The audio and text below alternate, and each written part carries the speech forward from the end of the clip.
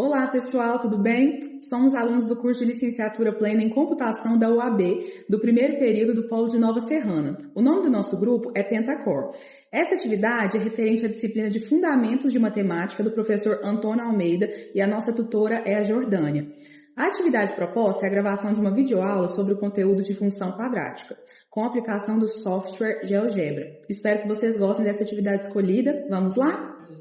A função de segundo grau, também conhecida como função quadrática, ela tem o formato de uma parábola e tem como lei, a lei de formação, y igual a x ao quadrado mais bx mais c. E cada coeficiente tem um comportamento gráfico. O y também a gente consegue denominá-lo como f de x, que é uma função em relação a x. O gráfico dessa parábola, ela tem concavidade tanto virada para cima quanto para baixo. E quem determina isso é o valor do A, é o coeficiente A. Se o valor do A for positivo, a concavidade é virada para cima, nesse formato aqui, ó. Quando a concavidade é virada para baixo, a gente vai ter o A negativo, que é esse formato aqui. A gente consegue perceber as raízes da função. E as raízes da função também é chamado de zero da função, onde o valor do y é zerado. O f de x é zerado. Então, no gráfico, a gente percebe com tranquilidade as raízes.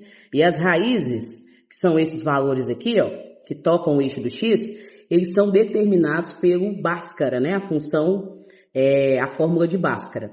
E outro detalhe também no gráfico é que o valor do c, esse valor que nós temos aqui cortando o eixo do y, é o valor representativo do termo c, do coeficiente c. Então, a parábola tocou o valor do y em um determinado valor e representa o valor do c. Temos também, na parábola, essa concavidade aqui, ó, ou é virada para cima ou para baixo, e a gente tem um valor mínimo ou máximo.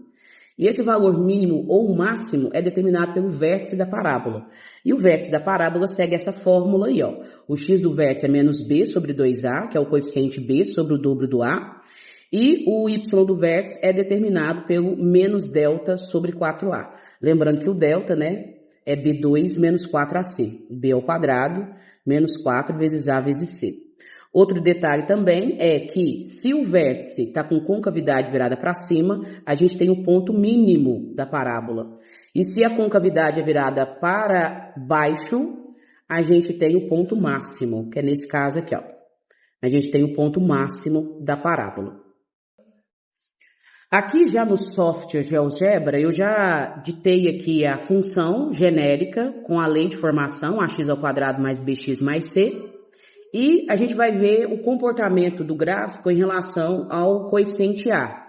Observe que quando eu faço a variação dele de 5 a menos 5, ele tem um comportamento da concavidade, ou a abertura dela é para cima ou a abertura dela é para baixo. Observe o que está acontecendo com a parábola. Quando menor, né, o valor negativo ela é virada para baixo, e quando o valor é positivo ela é virada para cima. Já o coeficiente B, ele tem um comportamento onde a parábola faz esse movimento parabólico dela.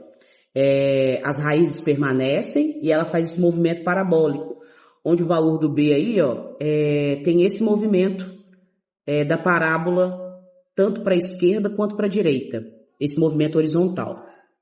E o valor do C, ele movimenta a parábola de forma vertical, mas é onde a parábola toca o eixo do Y, que é o eixo vertical nosso.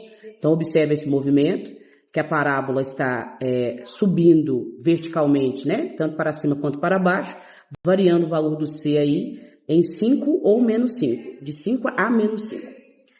No software GeoGebra, a gente pode perceber também quando a parábola tem ou não raízes. E isso acontece quando o delta varia. Quando o delta é maior que zero, eu vou conseguir ter duas raízes no eixo do x.